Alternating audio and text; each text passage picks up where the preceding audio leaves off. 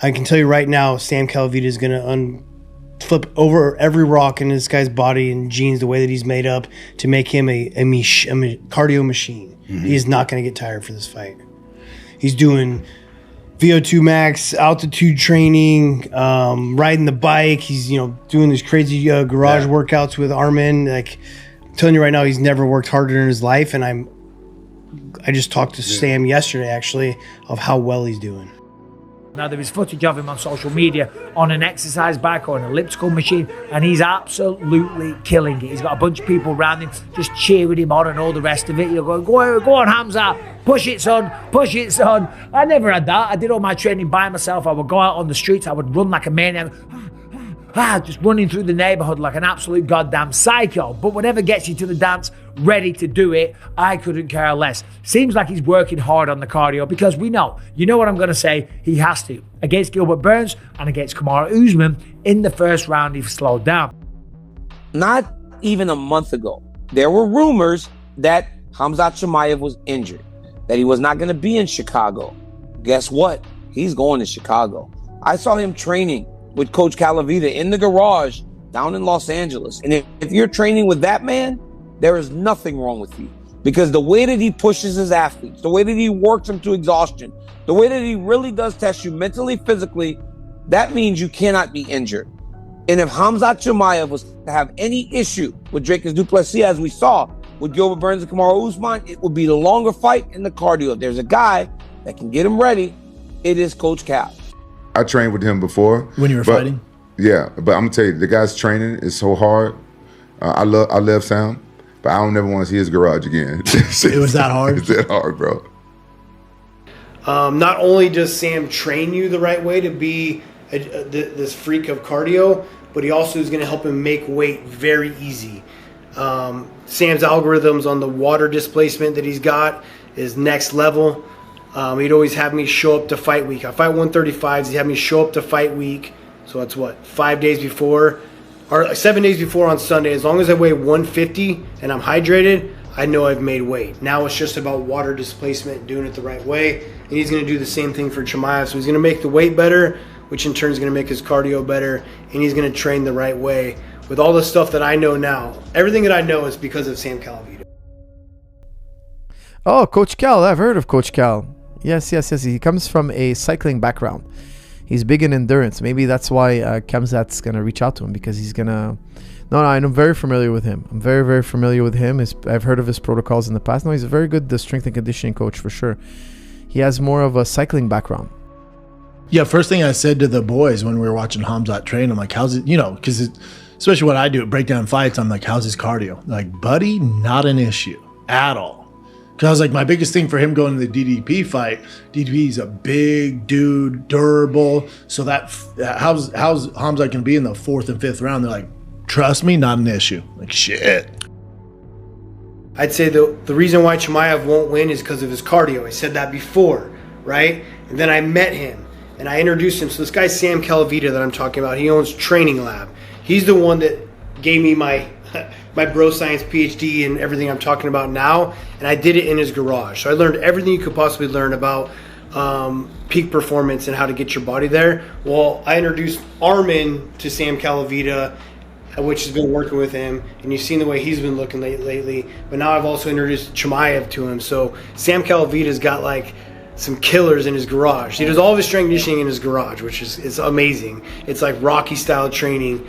So Chimaev's doing it right now. I highly suspect he's going to have a better gas tank for this next fight, and I think he's going to get the win because of it.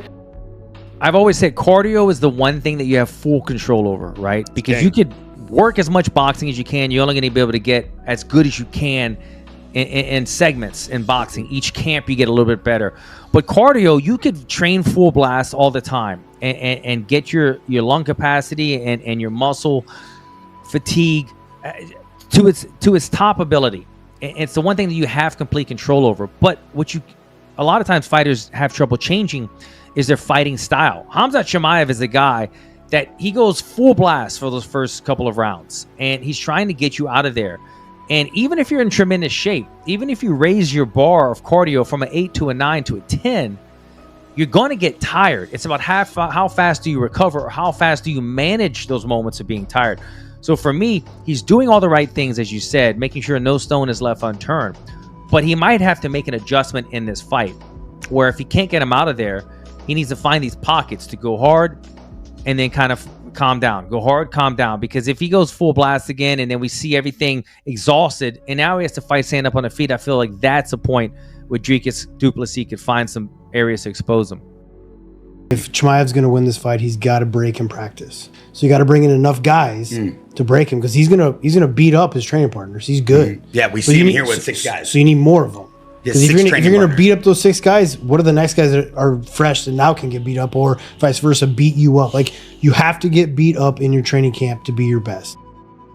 I'm the head jiu-jitsu coach for Santo Performance Studio and Jackson Media House. This week has been amazing. You know, it's like we have even more guys at the camp. Khamzat cardio's to the roof. You know, it's like, even though we have new guys and he keeps rotating new guys, he makes them guys every time. Like, people can't hang with him. And like today we had this amazing training, and man, he was like 5 different minutes, different rounds. I think he went like 6 or 8 5-minute round on grappling and wall work, and he was like just gassing all the guys out. You know, even like new guys will come and like he was still gas the guys out. So super excited that it's like, man, everybody talks about his cardio this, his cardio that, and the guy's literally an animal. The way he trains, and he trains and he's like having fun at the same time, you know. That's why he's like murder or kill people or smash, however you want to say it, like in the cage, is just because of the way he is. You know, if at training with friends he's like that, with that intensity, man, when he closes that cage, of course the fight night's just going to be amazing. You know, make him just go over there and get his belt.